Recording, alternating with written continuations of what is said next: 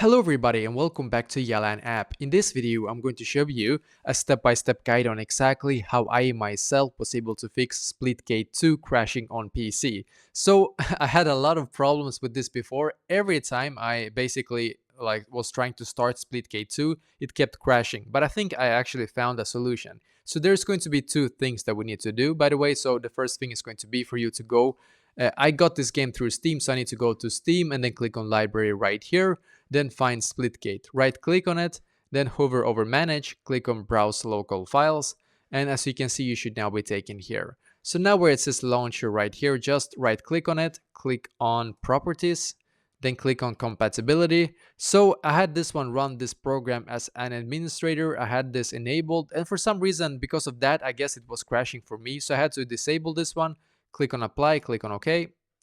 Then I'm just going to go back just once again here, go back into Splitgate, and we can now click on Control Shift and Escape. So this is going to be the step number 2. Click on Control Shift Escape, click on details.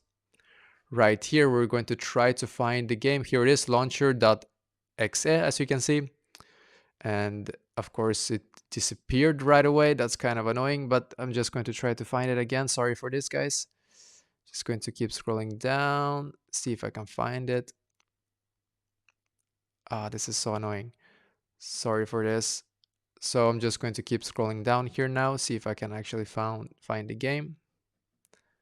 Oh yeah, here it is now, Portal. It's called like this now. So I'm just going to right click on it, then click on set priority, set this one to high, change priority. So I did this, and after that, the game actually hasn't crashed for me whatsoever now. So basically, this is exactly how I myself was able to fix it.